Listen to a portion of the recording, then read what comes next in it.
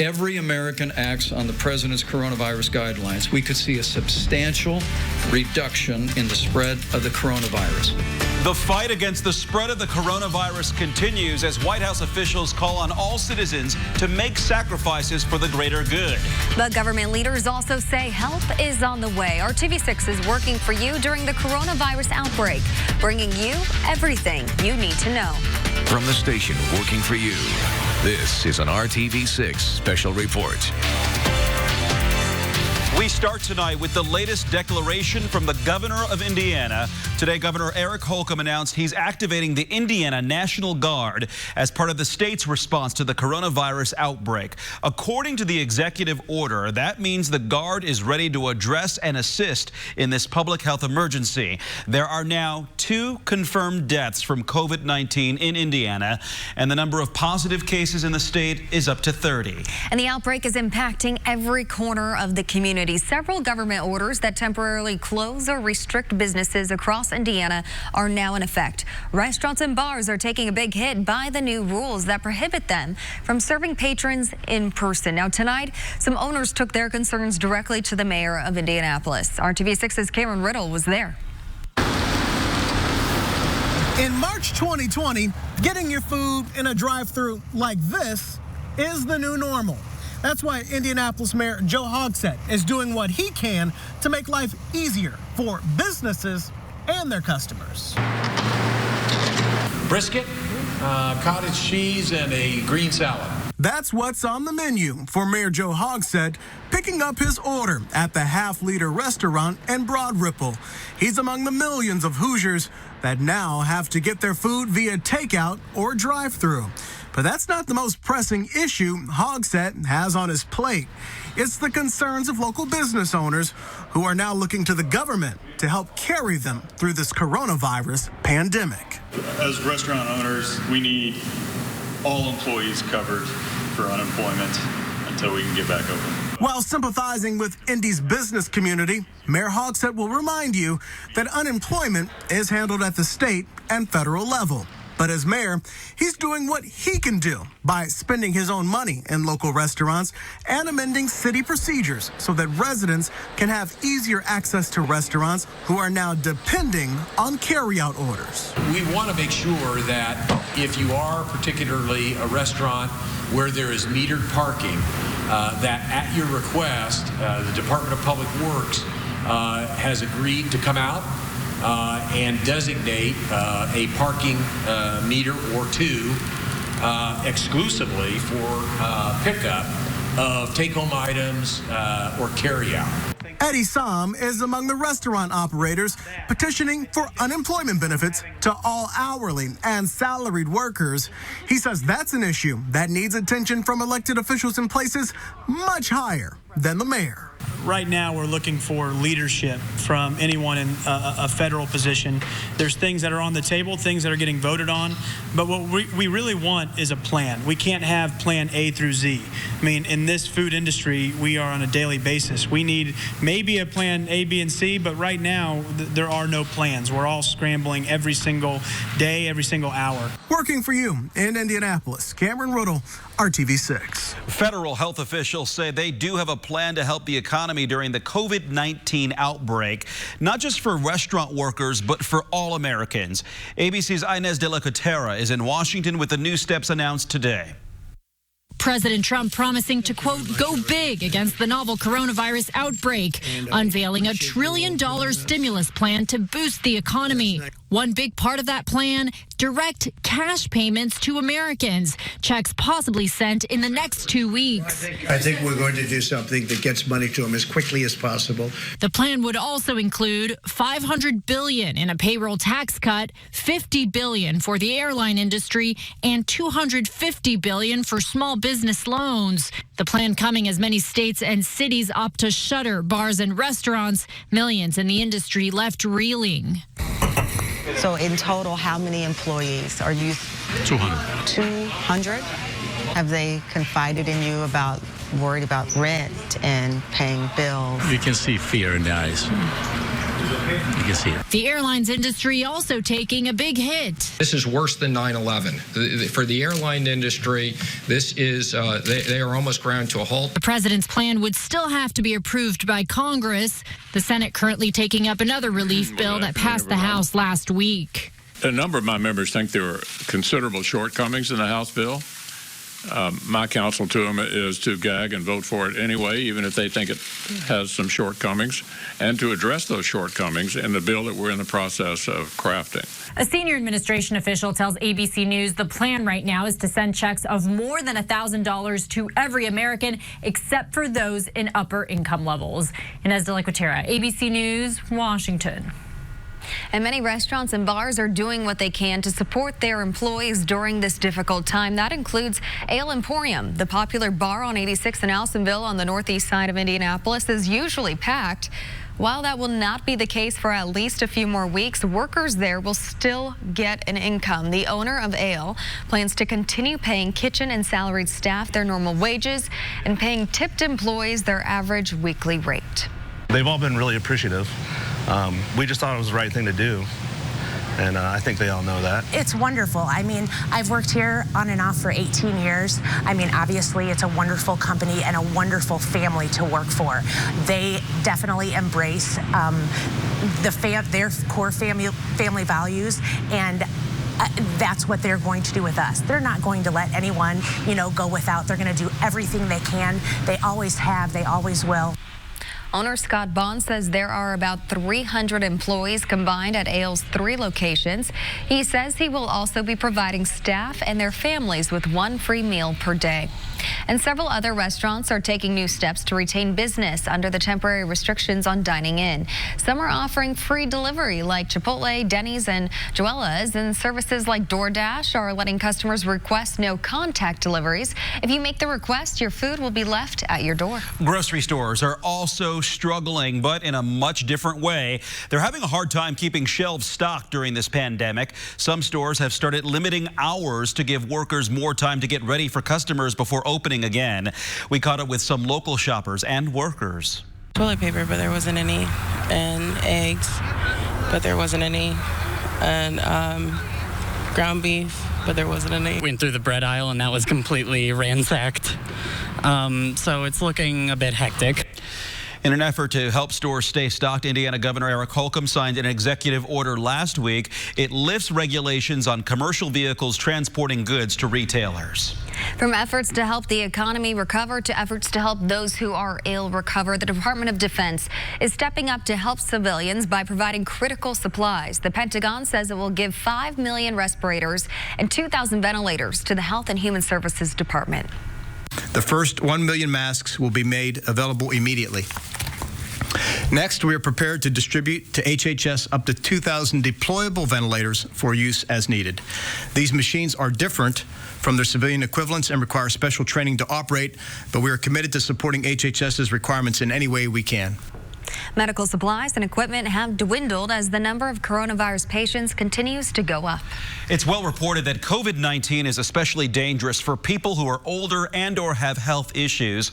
But there's another segment of the population that doctors are classifying in that same high-risk category, and that is pregnant women. RTV6's Cornelius Hawker talked to an OBGYN who's hoping to relieve some of the anxiety mothers-to-be and their families might be feeling during this stressful time.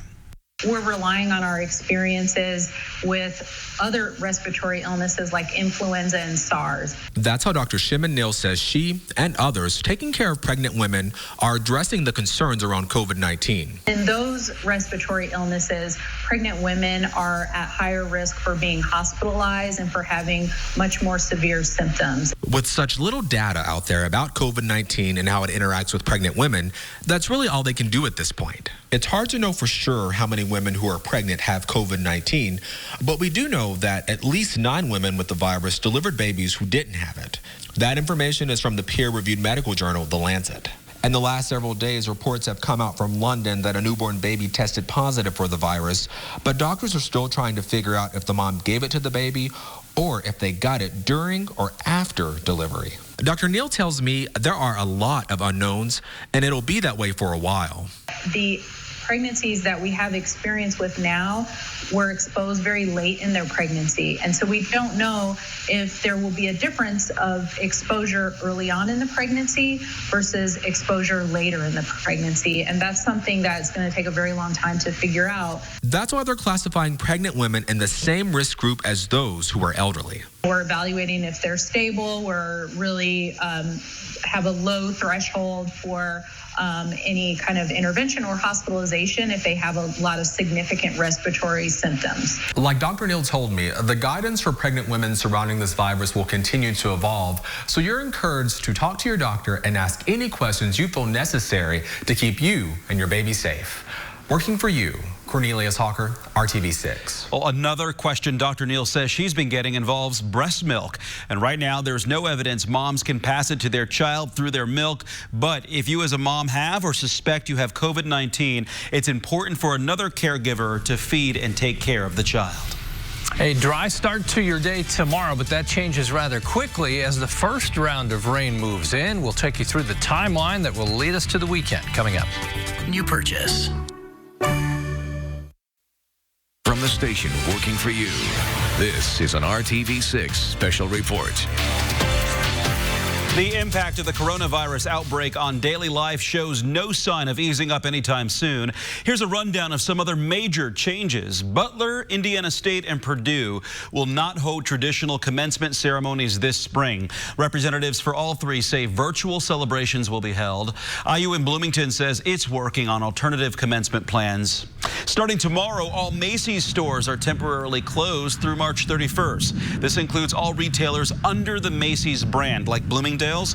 The company says it will provide benefits and compensation to workers who are impacted. And also starting tomorrow, Catholic masses across Indiana will be canceled until further notice.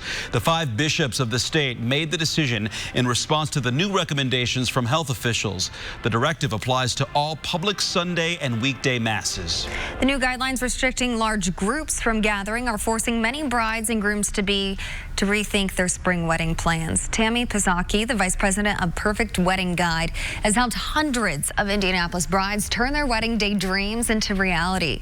And the job includes averting nightmare scenarios. But this is a first for Pizzacchi. Instead of connecting brides with local vendors, right now she is coming up with a plan of action for each spring wedding that's currently in limbo. We went from 250 to 50 in a matter of 48 hours. So that's, the vendors in the city are very much saying to the couples, I know it's disappointing, but we really just need to wrap our heads around the fact that this live in-person wedding isn't going to happen this spring. You can still get married on that day. You can still do an elopement and then plan this great, big, huge wedding. So you don't have to feel like you're putting your life on hold. If you're planning a wedding, Pizzacchi says you need to reach out to all of your vendors and ask about their cancellation and postponement policies so you have a better understanding on how to handle the situation. Well, with all the new social distancing regulations, it's easy to forget that it is St. Patrick's Day. This is what Mass Ave in downtown Indianapolis looks like tonight. Usually, it would be packed with people partying in celebration of the holiday, but as you can see, this evening the street was nearly empty. Kind of eerie, huh, Kevin? Very quiet. It stays quiet overnight. No rain to pitter-patter on the windows. Some thunderstorms, though, spring-like thunderstorms in the forecast, especially as we get to Thursday afternoon and Thursday night. A few of those may be severe. We'll keep our eye on that potential. But the rain that starts tomorrow and continues through Thursday night into Friday morning may deliver 2 to 3 inches in some spots tomorrow. Temperature 55. That's a step up from today. We move close to 70 Thursday. One of the key components to the strength of storms later in the day Thursday will be if we see any sunshine. That will help boost kind of the energy in the atmosphere and increase the intensity potentially of some storms. 62 as the rain comes to an end on Friday. Plan on rain even though it's not raining when you get up and drive to work in the morning. Take your umbrella, raincoat, whatever you need. Rain likely through the afternoon into the evening. A break overnight and then more rain and thunderstorms on Thursday. Rain chance diminishes Friday. Right now, a marginal or low risk for severe storms across Illinois and the Hoosier State. Again, that may change as we get closer, and I think it'll really be a day of scenario as to how these storms develop and what happens locally as far as breaks in the cloud cover and getting some sunshine into the picture. Storm Shield app, always a good tool to have. It is free. It's a weather radio that will alert you, wake you up if the storms happen to arrive overnight while you're sleeping, so that gives you peace of mind. And again, for your iPhone or Android device at no cost. During the day tomorrow, rain chances increase through the day. Once it starts to rain, it will be fairly steady through the afternoon into tomorrow night. Then we'll see a break. Temperatures begin their climb. Low 50s to mid 50s across the state. The wind will strengthen a bit out of the southeast. Let's go ahead and jump to Wednesday timeline in the afternoon. 1 o'clock there, the showers. Maybe a rumble of thunder to the south tomorrow. 4 o'clock, widespread rainfall. Then that moves away. Temperatures will be even warmer, as you can see, on Thursday. And the rain, I think, a little more intense with some thunderstorms. 1 o'clock in the afternoon. Potentially some strong storms from Indy down toward Greensburg and Seymour. That won't be quite it. We'll get one more parting shot overnight and into the morning hours Friday. That's the cold front that will start to knock our temperatures backwards. We'll have sunshine over the weekend. There's a positive. Mostly sunny Saturday and Sunday. Temperatures coldest at 39 Saturday, 44 on Sunday. Thanks, Kev. Now to some big football news. ESPN is reporting that the Colts are signing veteran quarterback Phillip Rivers to a one-year deal. Rivers played his entire pro career for the Chargers, 16 seasons. He is 38 years old. Multiple sources say the deal is worth $25 million. Now to the urgent need for blood donors, especially during this uncertain time. IndyCar driver James Hinchcliffe knows the importance of the Red Cross and blood donation after nearly losing his life on the track. Dave First has more in tonight's Sports Extra Spotlight. The Red Cross is flying the flag of help again, a sign the country needs blood, and among those first on the scene is IndyCar driver James Hinchcliffe. If anyone knows the importance of something like this, it's you. Yeah, no doubt.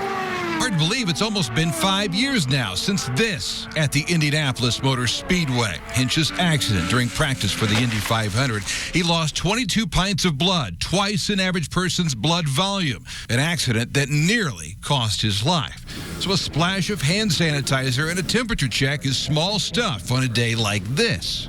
Most of the blood that the Red Cross collects comes from drives at schools, high schools, universities, colleges, big businesses. Right. Obviously, all that shut down. In fact, the statistics are more telling. Since the coronavirus outbreak, the Red Cross has lost more than 2,700 drives nationwide to the tune of some 87,000 pints of blood. They've never issued appeals like this. And with a visit from Joe Hogsett, what else could bring together the mayor of Indianapolis and the mayor of Hinchtown? We put out the email or send him a text, and his right response is, you tell me where, wind me up, point me in the right direction, and I'm there. And I got to tell you, it's genuine. These are strange times. It was just a few days ago an IndyCar season opener had the crews and support series ready to go before the St. Pete race was canceled. Doing what's right is the underlying theme for James. The whole thing in St. Pete was very bizarre and very surreal, but obviously it's what has to be done. We're no different than any other organized sport or a lot of other situations that have been handled in the same way. But man, I just hope as a country, as a planet, we get a hold on this as quickly as possible, and then we can all kind of go back to normal living. And for Hinch, it's all about giving back to a group that kept him alive, not to mention so many others. If you don't have money to give, you've got blood to give. Everybody's got a little extra time on their hands right now, so really encouraging everybody to go redcrossblood.org, find a drive, and try and come out and donate. And Hinchcliffe has worked with the Red Cross ever since his accident in 2015. Education, the economy, and now our democracy. After several states delayed their primary contest due to the coronavirus pandemic, we take a look at how the outbreak could impact the November election and what could be done to prevent that from happening. From the station working for you, this is an RTV6 special report. Primary elections happened today in 3 states despite concerns about the coronavirus outbreak and voting. New at 11, former Vice President Joe Biden won all 3, Florida, Illinois, and Arizona, increasing his lead over Bernie Sanders in the Democratic presidential primary. Will Indiana's May primary happen as scheduled? That's the question tonight after several states postponed their elections today due to the coronavirus outbreak. That includes Ohio. Leaders in that state made the decision just hours before polls were set to open. Ohio Governor Mike DeWine initially asked a court to delay the vote, and when a judge refused to do that, the state's health director declared a health emergency that prevented the polls from opening. Ohio's Secretary of State defends the decision. Imagine in a scenario where the administration is saying that gatherings of over 10 people are unauthorized and that Ohioans over 65 should remain in their homes. It was simply untenable for us to continue telling Ohioans to go to the polls. So the governor made a difficult, but ultimately the right decision. The Ohio Democratic Party is suing to stop the state elections chief from setting a new primary date. As efforts to stop the spread of the coronavirus now impact our democracy, Scripps reporter Amanda Brandeis looks at how the pandemic could reshape how we vote in November.